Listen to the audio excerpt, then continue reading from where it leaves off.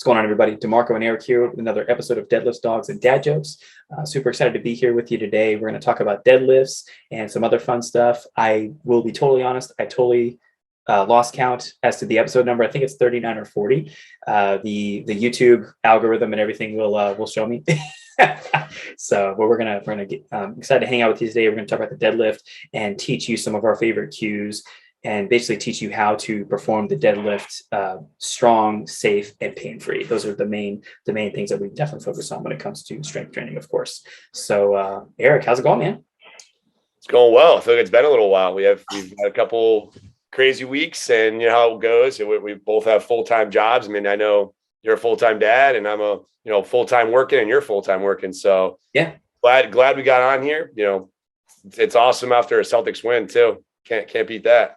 Oh, absolutely, man. Yeah, it was talk about a great game. And you were in the guard. Well, not in the garden, but you were in. I was near the garden. I wish I was near the garden. Yeah. I didn't even tell you this earlier, but one of my colleagues, his client had courtside seats, and I was very close to going. Oh my God, Ooh. You have no idea. Well, they had an extra ticket they were offering for you? Well, basically he was seeing if his daughters were going to go, and they ended up going, I guess. But I was, oh man, if not, I would have been there. Could you imagine being there last night, man? For that win too? Oh my God. Yeah, crazy. Did you catch the whole game, or did you watch this? I watched the second half. So the first half of the game. I actually ended up, I was kind of playing catch up. I did grocery store earlier in the day to try to make time for the game. And then I got a quick workout in, and I headed home, and then we got Vivi together, went and did the playground with her. So I was hanging out with her in the playground for the first quarter, or I should say the first half, because we went to the library too. So like at halftime, we were actually walking to Davis, and we found a place. So I saw like pretty much all of the second half, and it was. I was checking my phone obsessively though. I was checking the score like every 30 seconds. Everyone's like, and I was joking. I was like pulling my phone out like, it's work related. It's a client. Like, it wasn't the client. I was just Googling the score. It was. I mean, I'm a huge basketball fan. I enjoy watching. Yeah. Really, not more than just the Celtics. Any basketball team, but these last two games have been great. And it's again a little biased because they won, of course, but just the fight that the defending champs gave to the Celtics, that was pretty incredible. Oh, I agree. Yeah, it was a great series, and I'm not a super hardcore fan. I mean, I told Lauren, because this is my first time living in a city with professional sports teams. So because I bounced around and moved a lot from the military, and like my mom's in the military. So I told her, I said, wherever we move for your residency, your medical training, we need to have professional teams, and I'm adopting those teams. So she chose Boston. So and my dad actually watched, my dad's a huge Celtics fan. So I actually watched a lot of games with him growing up. So it's not super random, but yeah, it was a great series, man. Great competition, and hats off to the Bucks, man. They played their hearts out. And I just love, I love competitive sports. Like when it's really competitive, watch people playing at their highest level. And even that series, even in defeat, we're still trying to figure out what that quote is, by the way, but we're going to have to Google it. Like even in defeat, they should hang their heads high, because they played their hearts out, and they still played some good ball. That first half in particular was very good. So, it's 4 quarters. You got to play a full game. It's a full game, baby. So game ain't 1.5. What is it? Man. What's that? I said the game isn't 1.5. It's 1 4 quarters. So true, buddy. So the deadlift, it's in our podcast name. We love it. You and I do it all the time. I'll let you go first, actually. What would be, so we'll start off with like the deadlift with the why. Why should we deadlift? So deadlifting is known as the hinge pattern, and one of the most, I say, butchered movements. I feel like most people who begin their journeys when they think about deadlifts think about really more or less squatting a deadlift if they're going to do it. So they do it poorly, but also they get the wrong notion of what the benefits of a deadlift are, but also they think about how they'll hurt their back if they deadlift. So a lot of people don't want to do it because of that. So right away, there's already that negative notion around it. And that makes it an exercise that I would say, for the most part, like a lot of people will say, don't do it, as far as like doctors or like people like higher up. Absolutely. Yeah. Until they're educated. I think proper education on it obviously becomes really, really crucial. And I would say for the most part, in my opinion, anyways, with deadlifts and my experience with deadlifts, if I improve my deadlift, I improve everything else. You know what I mean? All my lifts go up. I feel much better as far as just overall strength goes up. So it's kind of a win-win. But also too, you know, I look at it as a way to work pretty much every muscle in your body. I don't remember Eric Cressy had a quote. I might actually look it up right now. Basically saying how deadlift, I mean, deadlift is the everything exercise, literally. Yeah. You know, it is, you know, not only gonna impact your lower half, your hamstrings, your glutes, and that's the primary muscles working, but also it's going to help prevent low back pain if you're doing it correctly. It's going to build core stability, core strength. I mean, it's going to build your back. I mean, you're gonna have an iron back if you can deadlift really well and effectively, right? So all of those things kind of go into it, and yeah, I mean, there's so much I can go into as far as details, but yeah, I would say in general, most people, once they learn the why and understand how the hinge is important, we had an episode, I think Casey had talked about it, how think about it. If you're trying to pick up something off the floor, you know, you're trying to prevent yourself from lower back pain, like a deadlift's going to be one of your top priorities. It should be one of your top priorities. So, yeah. No, I couldn't agree more, man. I think that's a very, very good way to put it. Honestly, we all deadlift every day, probably without even thinking about it. You know, when I pick up Viviana off the floor, that's a deadlift. When I pick up the laundry basket, a lot of times with her in it, because we turn kind of laundry into a fun game together, that's a deadlift. You know, when I'm squatting / hinging down to pick up a bag of groceries and carry them into the home. I mean, that's like we hinge, and squat. We'll focus on another day, but you hinge all the time. Anytime you're leaning, I mean, I'm hinging when I set Vivi down into her crib to for nap time. So it's we hinge and we do the deadlift pattern a lot, and like Eric has said, the movement is very butchered, and it's very important to learn how to do it the best way for you and with the best tool. So the big debate in the strength world obviously is like, should you trap bar deadlift? Should you barbell deadlift? And, you know, if your coach is a power lifter, they're going to say you have to barbell deadlift, right? You know, and it's just, there's that classic debate. And it's honestly, I care way more about the movement quality, your ability to hinge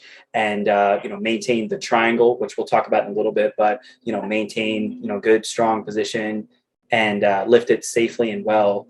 I care much more about that versus the actual tool that you use, because I've used dumbbells, I've used kettlebells, we use the barbell, we use the hex bar or the trap bar as it's also called, bands. I mean, one of my colleagues, shout out to OG Liv, OG DSC Liv.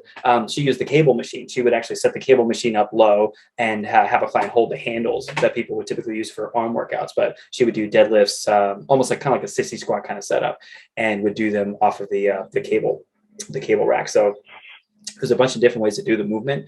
I want to focus on, of course, we'll talk about tool specific cues, of course, like with the barbell, but I definitely just want to really, really hammer home that, especially for someone just getting started, don't feel like you have to use a certain tool to be considered a real deadlifter. A deadlift is a deadlift. If you're picking up a kettlebell, if you're picking up a dumbbell, again, if you can bend down, and if, let's say, if bending down to pick up like a bag of cat litter, which this was one of my clients actually, if you can bend down and pick up that cat litter and you're strong, you're stable, you can maintain your balance and there's no pain, that's awesome. I had a client who, before we started, really didn't have any of those, wasn't experiencing any of those, was feeling very unstable, was actually feeling a little bit of lower back pain, and didn't feel very confident doing the movement. But now, as a result of we've been doing like kettlebell deadlifts, body weight single leg deadlifts, as a result of doing those and getting her lower body and core and everything stronger, she can now pick up that cat litter much easier now. So her ADL, or activity of daily living, one of them,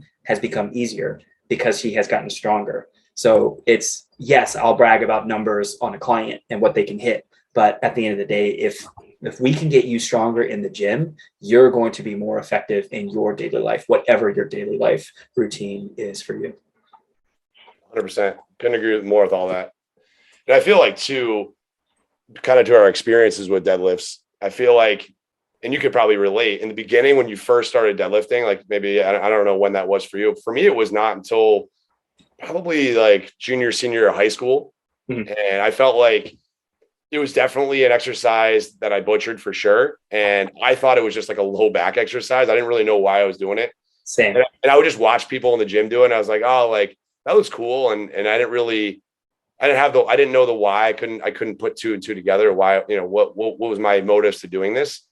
So I definitely think like over the years, when you learn the why, much like anything else, once you understand, once you have the purpose behind it, you're more apt to make the change and say, okay, like this is an important exercise, and it's a pivotal movement for me, for, like I said, for everything else, and literally everything else you do in the gym. So. Oh, definitely, man. Yeah. And that's a great point to add there.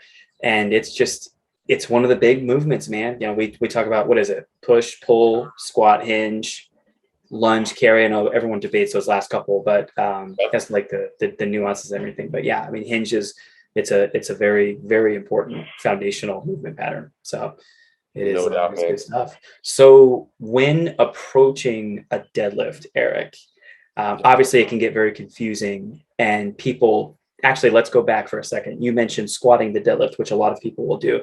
I'm going to give you guys a quick confession, and then I'm going to let Eric kind of take this one and drive this one home. But when I first started training, first off, I'll be honest, this is actually a funny story for later, but when I first started training, I really didn't know what a personal trainer was, honestly, like fully. I had just gotten certified. I was very young and very new.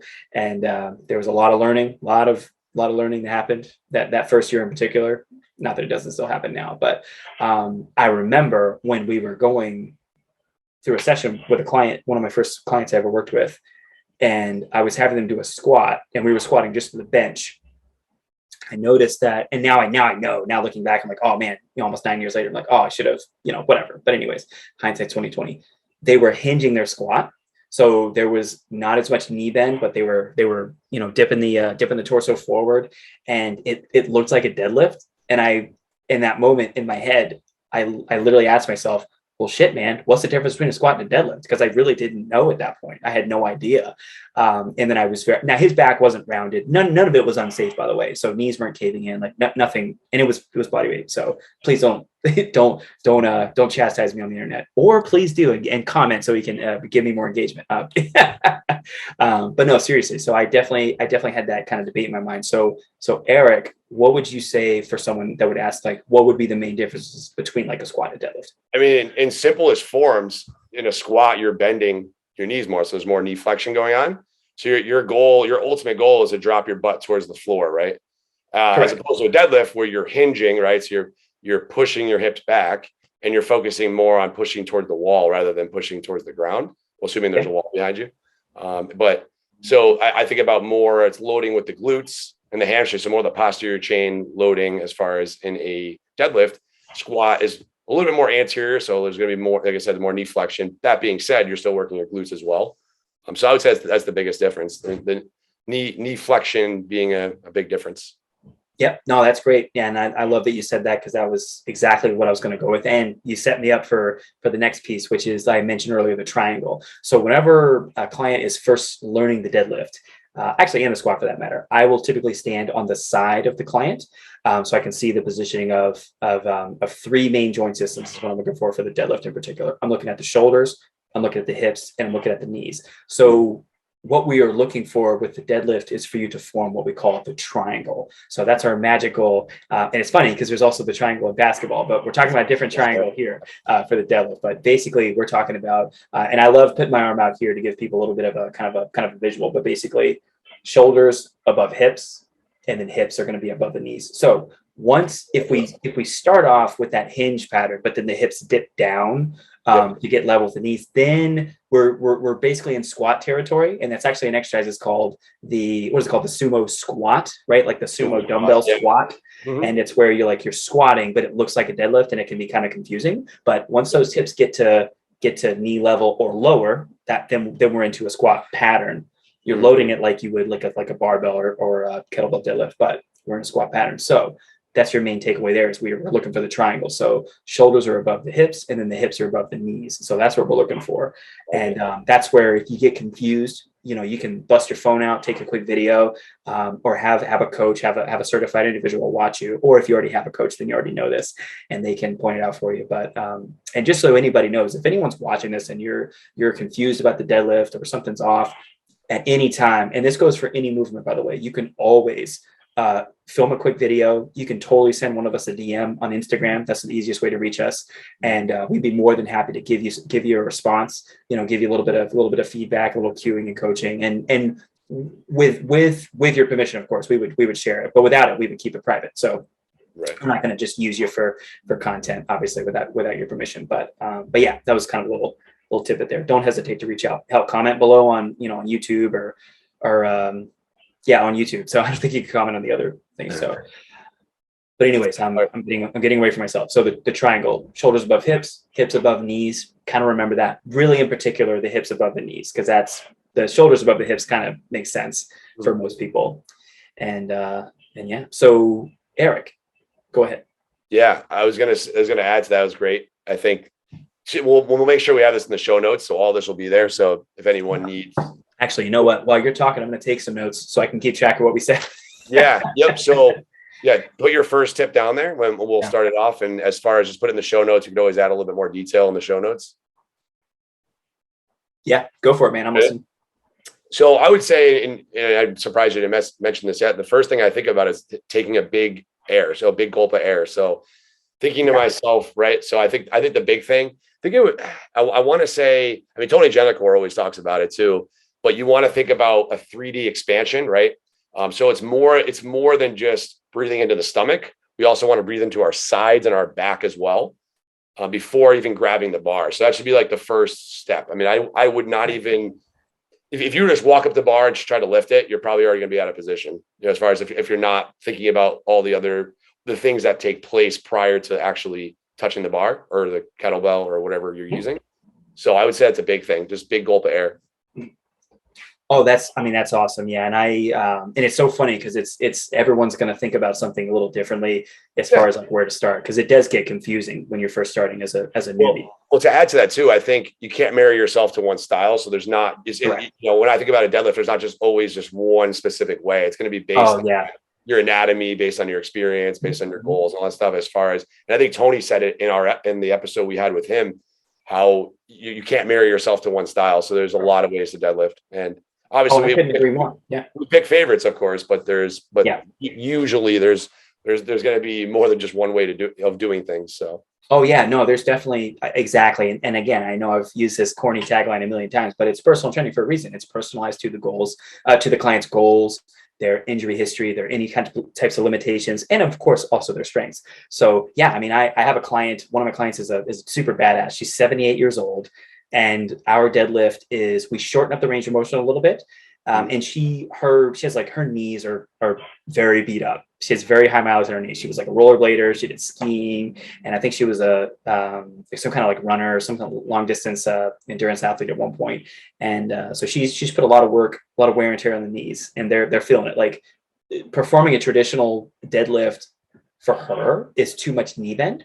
So for her, we minimize the knee bend, but then we elevate the weight. That way she doesn't have to bend, start bending her spine. Well, it meets her needs pretty much. It meets her needs, exactly. So we set it up, and then her position is a little bit different. So I was telling you about the triangle. We're still making the triangle. So hips, shoulders above hips, hips above knees. However, her position is closer to this stance. It's a little bit more lean forward. However, lower back, everything is still locked in and neutral. She's not rounding. She's not hunching over. I always think, again, Tony, I always think about it like the canister, right? So it's like we want to shoot for more of a canister or pillar. You want to make sure your back is completely flat.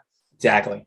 And think about, like, I think Tony said that your pelvis and your rib cage are stacked as one, really. So, I've heard that. Yeah, that's a great one. I love that stacked. That anytime the coach says stacked, I just think that's a great cue because it totally makes sense. And I think a lot of people that are listening to, they may not understand some of this stuff, and that's where you could deep dive a little bit more. But I think the show notes we're going to do, and this is going to put pressure on us now. I'm not going to tell you when, just so we give ourselves wiggle room. However, we are going to get together soon and do a movement series, and we're going to do an even deeper dive on all of these movements and give you even more information as far as like the nuances of each individual tool and different kind of progressions and regressions. So, and this will be fun because this will be great content for, you know, our fellow coaches, but then also people that just want to learn and want to improve and get better. So because here at DDDJ, we're here to help you become your strongest self and have fun along the way. So it's definitely what we're working on. Yeah. So, go ahead. What were you saying, man? Another cue. What do you got? Yeah. So I'm just going to add on to what you said. And this is something that popped in my head. It was just an epiphany that I had.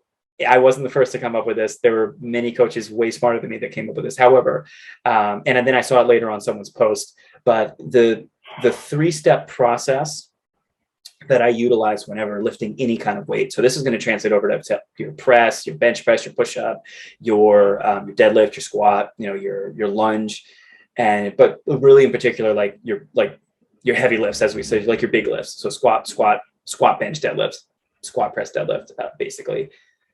Breathe, brace, lift.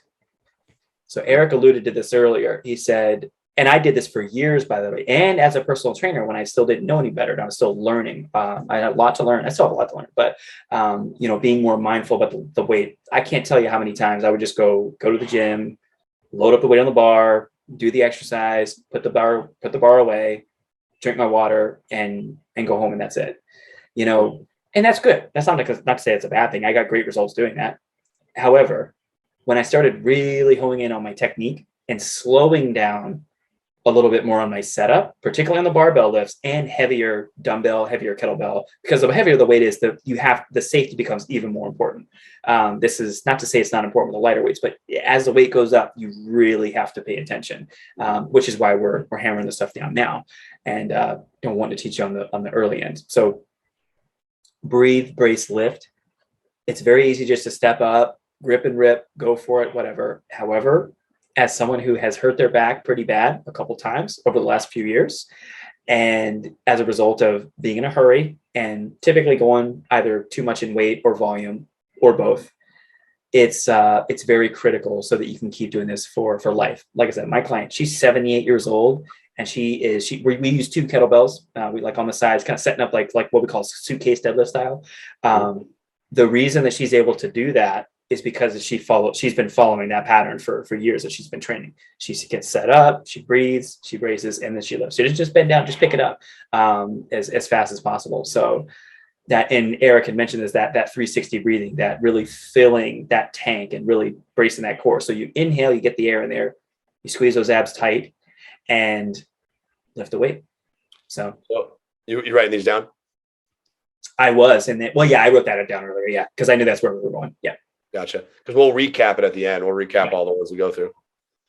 I was gonna say next one, and this is kind of seems simple, but think about keeping your chest up, but you want to be able to see the logo on your shirt. So assuming you're wearing a logo, being able to see that's very important. So that kind of goes hand in hand with posture too. That's why the deadlift is so crucial too, for more than there's obviously a plethora of reasons, but I would say one of them being that, you know, as far as the really correct posture and core strength. Yeah, no, absolutely, man. And that's a great, I love that cue because it just, particularly for clients that are going into flexion, you know, you get into that like body weight hinge and we notice that flexion occurring. We say, hey, chest up a little bit. That tends to be a very, very good cue for most people. And it's because it just makes sense. And if you stand in front of someone and you say this, and for a lot of people, like if Eric were my client and I was standing in front of him and I said, I want to see the Nike swoosh on your jersey, bring that chest up a little bit, boom, there it is. Or if I say I want to see the Boston on top of his jersey, then that'll be a cue. And we could deep dive more, but external cueing is usually going to be more beneficial for people than internal cueing. Absolutely. People tend to understand that better. So definitely. If you just say chest up, the person's like, oh, well, you know, they don't really know what to do with their bodies, or they may not know. But if you say, show me your logo, they're more apt to keep their body upright more. So absolutely. And I'll be honest with you, there are many multiple cues with the goal to accomplish one thing. So, you know, whether it's like trying to, and we'll get into this in a little bit, but like when we're talking like packing your shoulder, engaging your lats, like that can get very confusing fast if you're a beginner lifter. So there's a bunch of tools in your toolbox that we have as coaches to teach you that. So if you ever working with your coach, obviously I hope that if you have a coach, your coach is always ready to answer questions and explain things if things aren't making sense, because it should be an open communication. It shouldn't be a dictatorship. That's based on my opinion. Obviously, Eric and I, we've talked about coaching values, so we certainly agree on that together. So if something we say on here doesn't make sense to you, don't hesitate to, again, reach out and ask like, hey, what do you mean by that? Because 9 times out of 10, if we explain the cue more and it still doesn't make sense, we're just going to go to another cue. So there's always there's multiple ways to communicate that same point. And it's all a matter of, again, personalizing it to the person. So, and their goals and limitations. I agree. Couldn't agree more. So, yeah. So chest up, that's a great one. The big one that I have really gotten into is the lats. So, and this is one not Eric. Well, he has too, but Tony Gentlecore had recently posted about this. Talking about the lats as like the super muscles. Really learning how to engage your lats in the deadlift is a freaking game changer. I went from not doing that to I would bend down, I would take my sniff of air, brace my abs, and then stand up.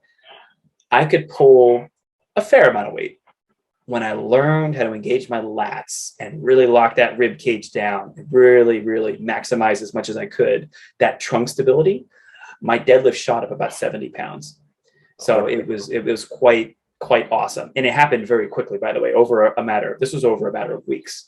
So yes, what cue would you use for someone to fire their lats?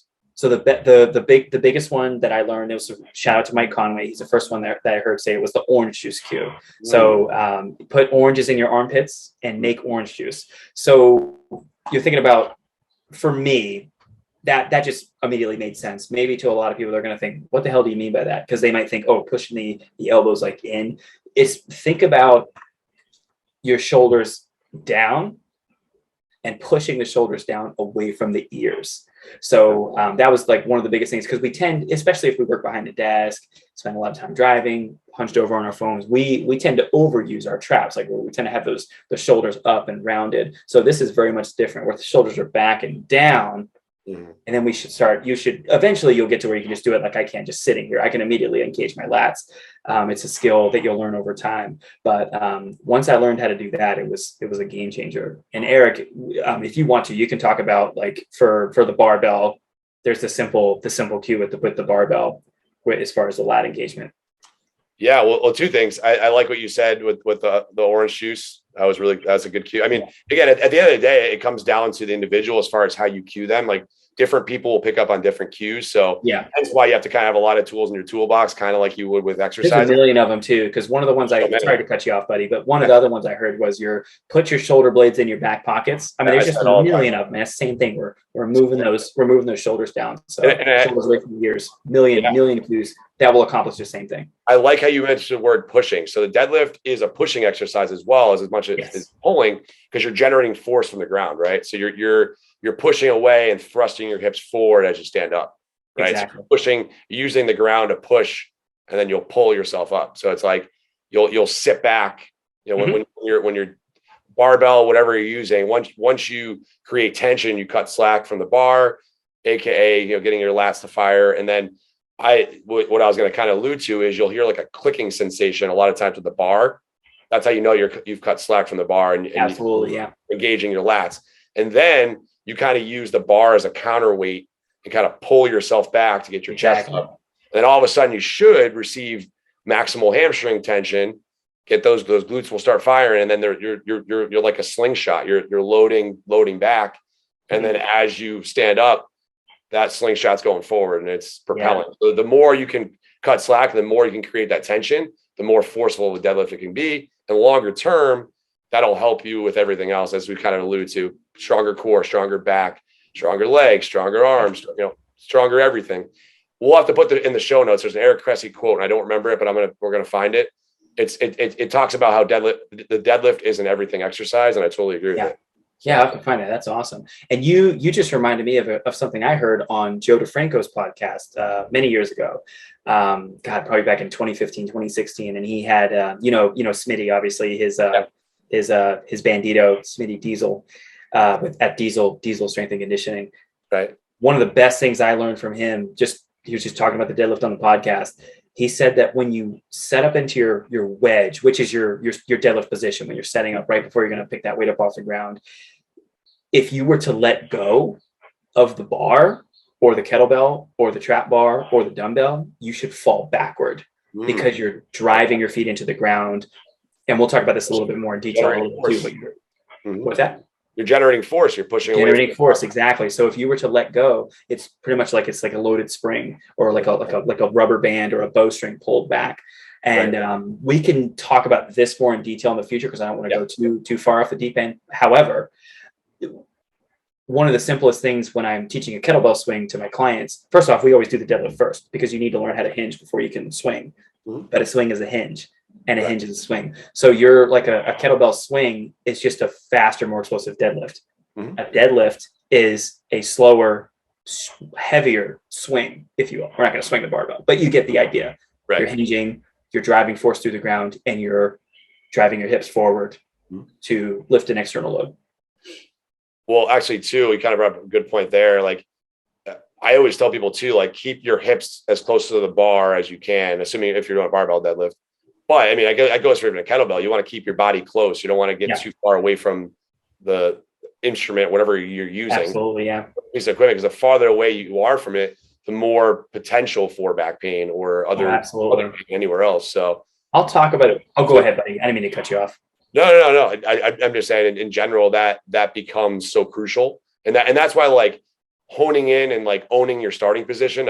We've probably talked about it in other episodes, but that becomes so important. If you're owning your starting position on any movement, you're going to get better. It's like anything else. It's like practicing a sport or practicing whatever, an instrument. Like you have to own it and get really good at owning it. And then you can progress. And I think Mike does a great job of that. Mike Conway. I mean, I remember even with him, I would deadlift with him all the time. And he would I've been deadlifting for years and he's like giving me new cues or new things to work on. It's like, you could see how valuable, but also how expansive it is. There's so much that you can do with it. I feel like it's like, it really is, it to me encompasses a lot of fitness or a lot of training in general. I feel like a deadlift is like I said a million times, it's literally going to cover all your bases. So it checks a lot of boxes, I guess, is what I'm trying to get at. Oh, definitely, man. It's such a great movement, and it's fun, man. A lot, like I can't tell you how many clients I've had that, and again, regardless of the tool, whether it's a trap bar, if it's a kettlebell, double kettlebell, if it's dumbbells, if it's suitcase style, if it's sumo, if it's conventional, if it's stagger stance, if it's Jefferson deadlift, there's like a million different variations.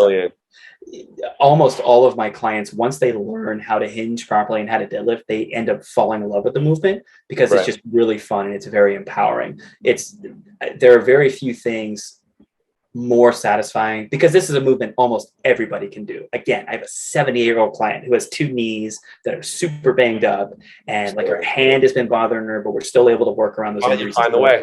You say find a way. Yeah. And they love it. And it's just very empowering to bend down, pick up some heavy weight relative to your body, your goals, your limitations, etc. But it's a very empowering movement. And it's one that will just not only, it's the everything exercise like Derek Cressy mentioned, but it's also one that will help you maintain your independence, particularly in your later years.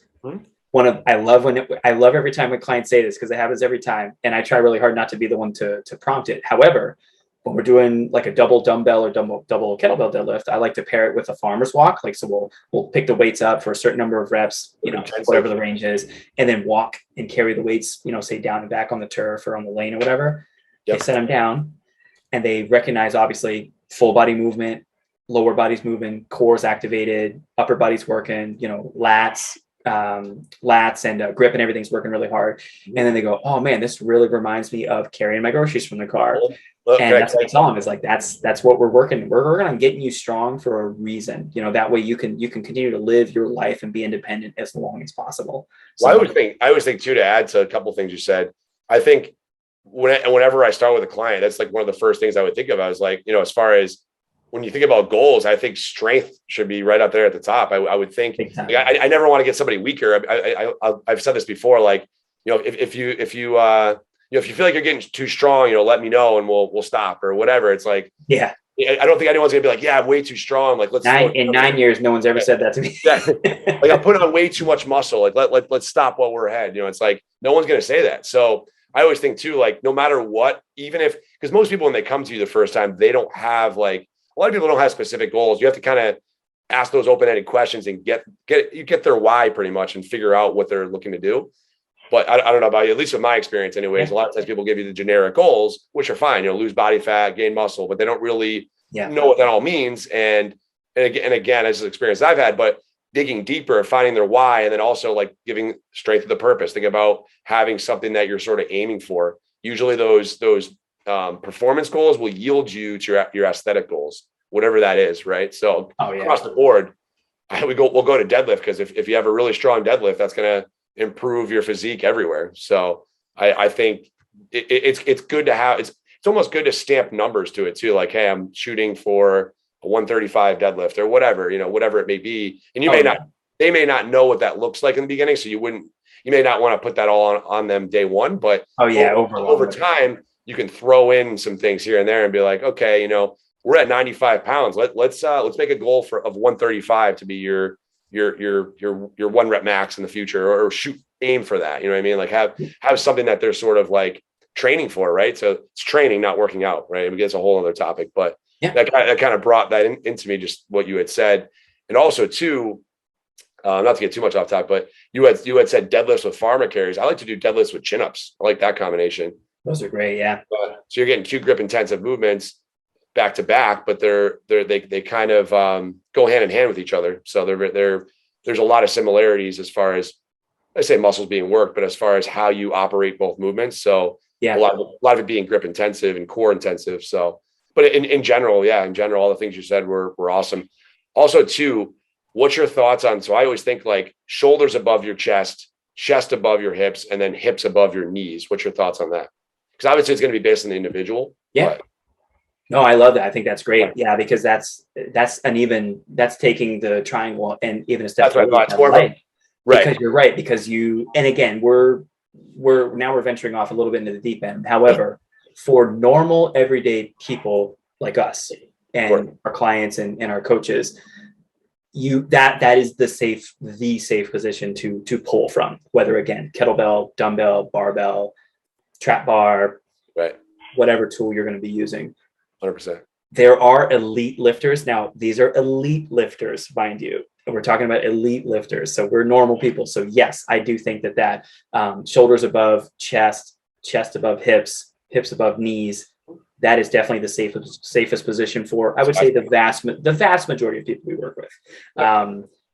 However, you will see elite level lifters that will go into upper back rounding, and this is where it gets confusing. And I was also confused when I first saw this. I agree. This is wrong. Yeah. However, one thing you have to understand is when first off, when we see this happen, these are folks that they're maxing out. They're going for state, regional, world records.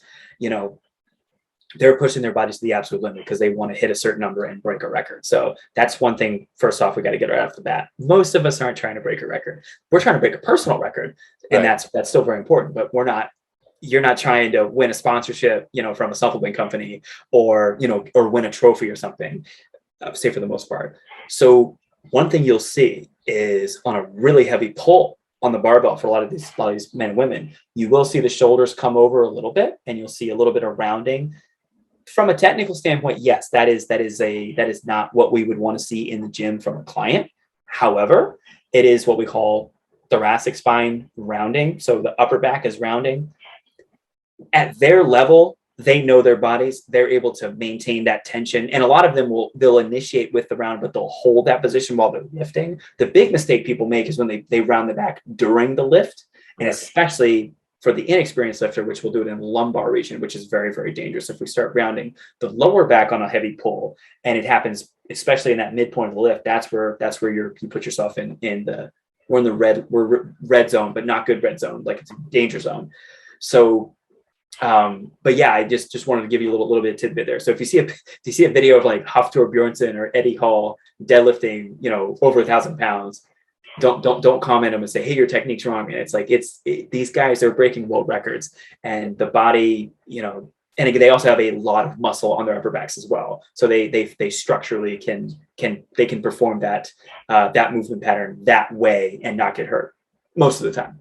Obviously, things happen. And I think too, and I know we'll end with the recap as far as on all this, because we've I gotta admit, sorry to cut you off, Eric. I've never heard that though. I've never heard shoulders above chest and then chest. I like that better though than what I've been saying, because you think about, again, we're in that hinge pattern, right? And if we round into that, upper back and ultimately into the lower back, if it's an experienced lifter, the chest is still above the hips. However, we're not in a good neutral spine. Versus if his shoulders are down and back, then we're maintaining that packed lats. I think if I put like a clipboard, if I had like my clipboard here, if I put a clipboard on your back, it's going to stay.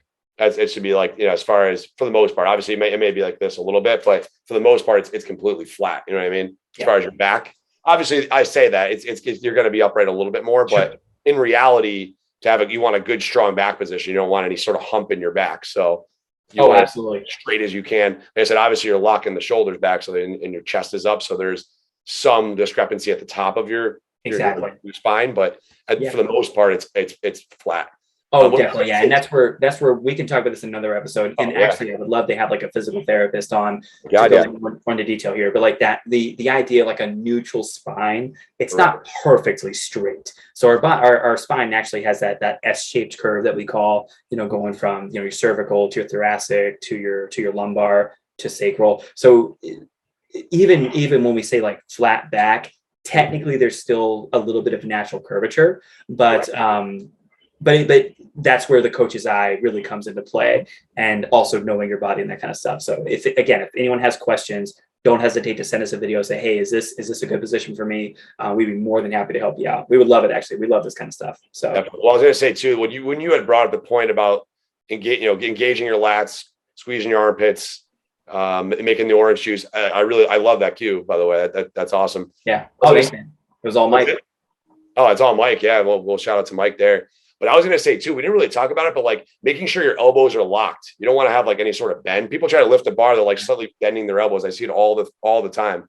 Yeah. So I think locked elbows is actually important. That's another kind of cue I just thought of. I was like, we didn't really cover. And pushing into the ground and then pulling the weight up, like we talked about. When you get the lat tension, make sure you're using the bar's counterweight or counterbalance to sit back, like we talked about, and get that full tension.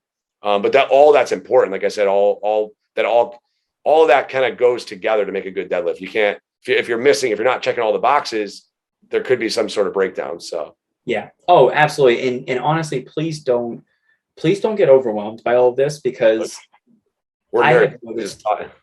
it's so funny because it is a lot. We're going over a lot of things, and a lot of things. Yeah. Not every cue is going to be relevant for you, because I've noticed, and it's so funny because it's funny how things go full circle. Like I remember when I first started training, I'll be honest, I had absolutely no idea what the heck I was doing. And we did a lot of machine-based stuff that I felt comfortable teaching and coaching.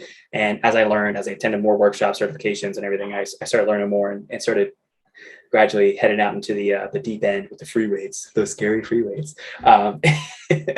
I found myself over coaching and over cueing and totally confusing the client.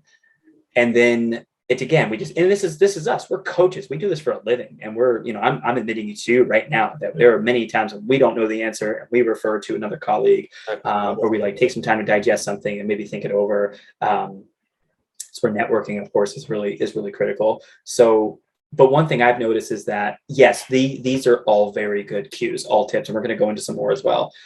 However, I've noticed that with myself, and this is where you could do this for yourself as well. If you're doing a deadlift and you're like, I'm not sure how it looks, start off and establish a baseline. Just do what a deadlift is to you first, as long as it doesn't hurt, as long as there's no pain and nothing feels funky.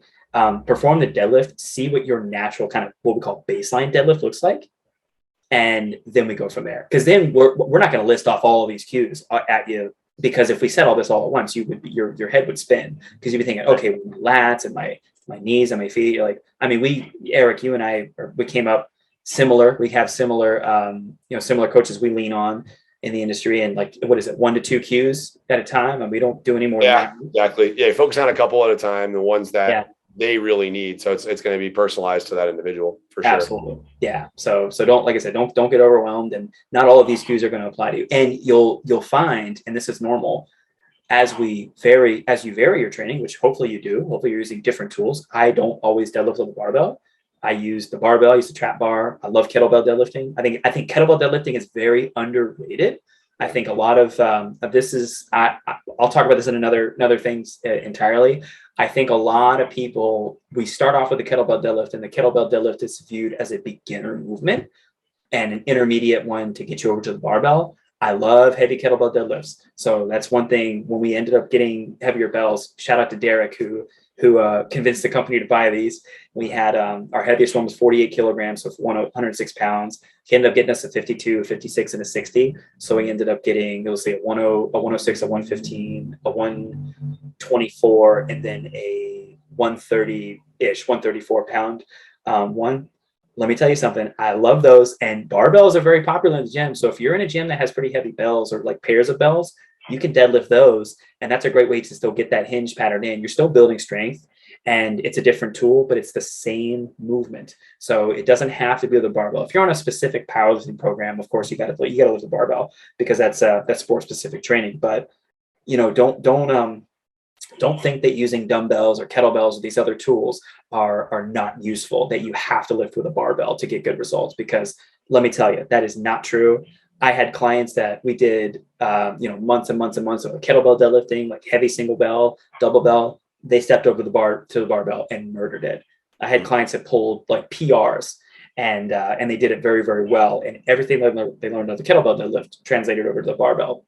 A couple slight, obviously, tweaks and nuances, but it's don't get married to one style, like we say all the time, right? Don't marry yourself to one style. Yeah, to add that too, we didn't really talk about the finishing position. So I think finishing. Yeah, there's a lot to cover. Yeah, finish with your glutes instead of your back. I think a lot of times people will kind of like almost round. They'll just kind of, I say round. They'll go like into like a arch almost. Like as yeah, they'll hyperextend when they stand, and that will hurt their back. So make sure you finish with your glutes. Squeeze your glutes tight when you stand up tall. Think about like you're getting measured at the doctors. That's what I tell people when you're standing up completely. Yeah. You'd want to stand tall. Stand tall. Stand tall. Yeah. Yep. So, and then I would say on the descent, it doesn't stop there, because on the way down, you got to make sure you control the descent as well. Yes. And keep the core bracing, stay locked in until it goes to the ground, and you don't want to let go. You want to make sure you're keeping tension and grip in the bar, especially for the next rep. You want to peel the shoulders back, do the same things we sort of alluded to, and then stand back up again. So. Absolutely. I think that's a great point. I want to add to that just a little bit, Eric, because I'm glad you said that and that reminded me of that. Don't just set the bar down willy-nilly.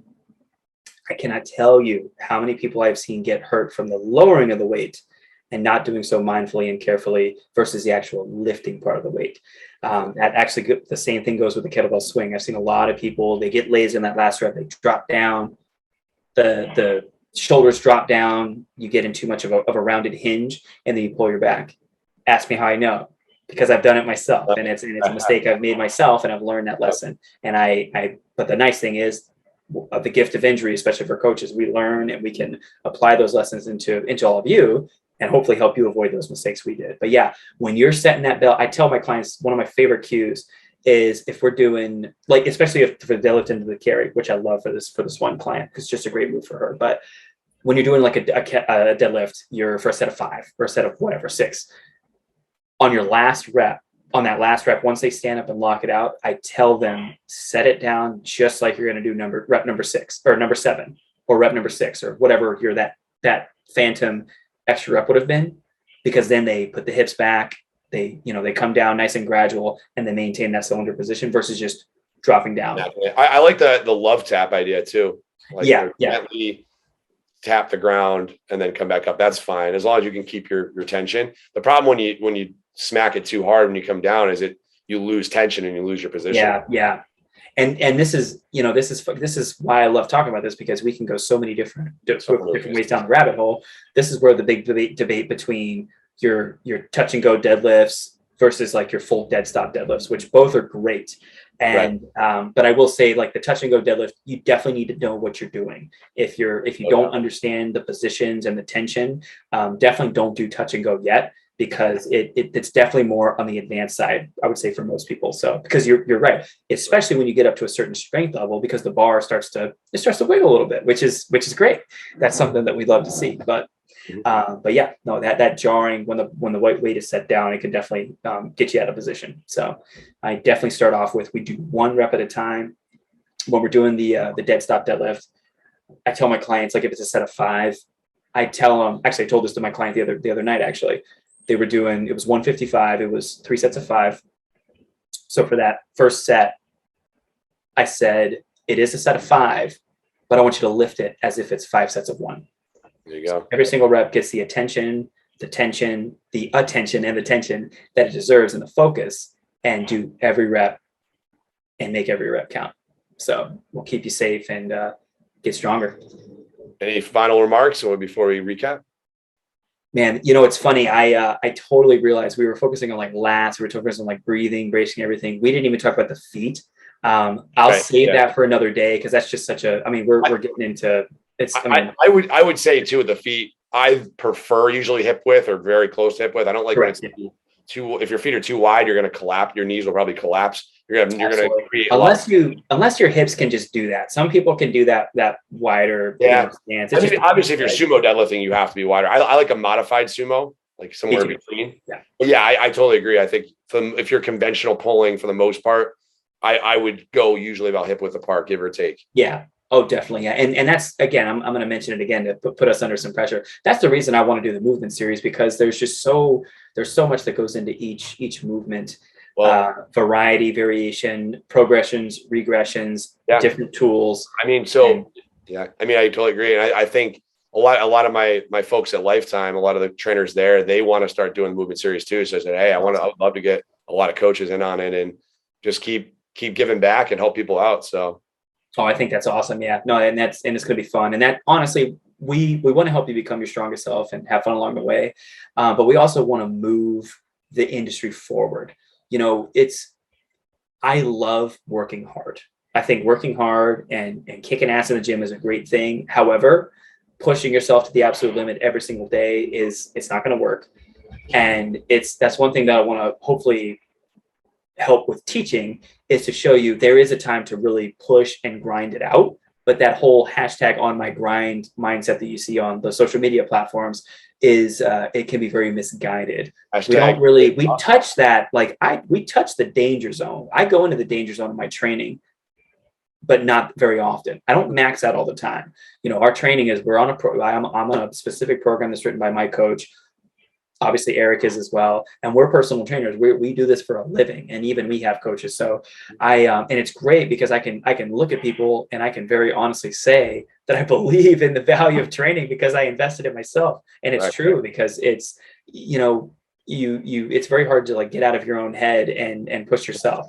So it's, if you have questions, or if you're just confused and you're like, holy crap, like I'm even more confused after hearing Demarco and Eric say all this, reach out to a coach, find someone. There's a bunch of options out there, and maybe it's one of us, maybe it's someone else. I mean, it's we're obviously we're not here to try to sell you a bunch of stuff, because we don't have any sponsors. We're not reffing any swag, not yet. We'll do that in the future though. So, but I think the big thing, focus on breathe, brace, lift, and always prioritize safety.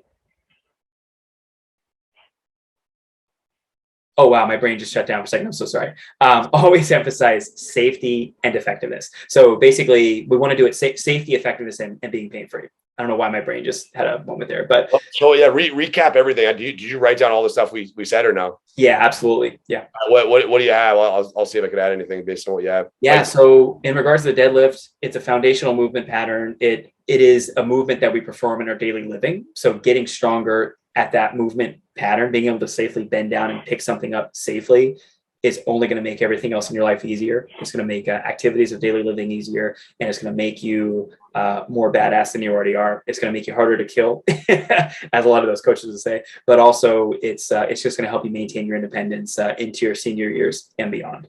So it's very, very critical. So that was the why. The next thing we talked about was the squatting versus deadlifting, which can be very confusing. Focus really on the amount of knee bend in the hip positioning. The hips are above the knees with the deadlift, and the knees bend more for the squat and less in the deadlift. So hips are going more back. Think like close the car door with your butt on the deadlift, and hips are going to sink more. They're going to descend more on the squat. So that's the main difference there. And then Eric had mentioned, obviously, shoulders above chest, chest above hips, and hips above knees. So took that triangle concept and even further.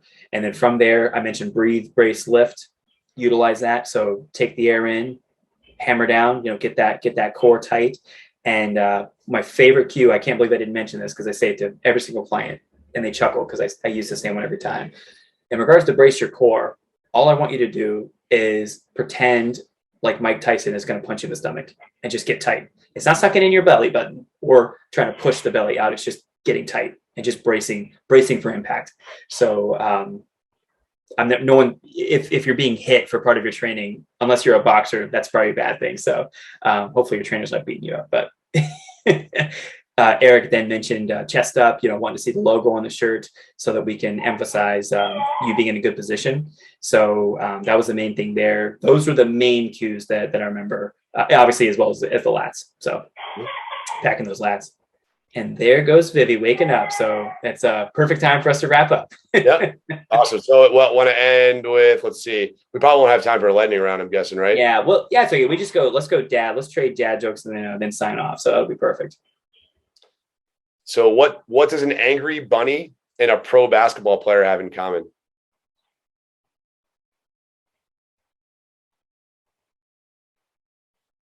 Mad hops? Mad hops. Is it mad hops? Mad hops. You got it right. I pulled that out of my ass, by the way. I'm actually impressed with myself. Thank you. Well, actually, another one I want to say too is, what do you call a basketball player that misses dunks? I don't know, man. Alley whoops. Alley whoops. Oh, that's great. That's really good. Right, where is basketball players' favorite place to eat? Dunkin' Donuts. Dunkin' Donuts. You knew it. You know I was going there. So, man. Well, all of you, everyone, thank you all so much for listening in to another episode of Deadlift Talk Dad Jokes. I'm going to go take care of my wonderful baby girl, Viviana, who woke up from her nap on time, by the way. She let us run through most of this episode, which is great. Hope you learned a lot from this episode. If you have any questions, feel free to reach out to us. Drop us a comment, hit us up in the DMs, slide into Eric's DMs. No, just kidding. But no, you can, obviously, but either of us. So, but hope you enjoyed it. We're here to help you become your strongest self and have fun along the way. And as always, remember to train your body and feed your mind.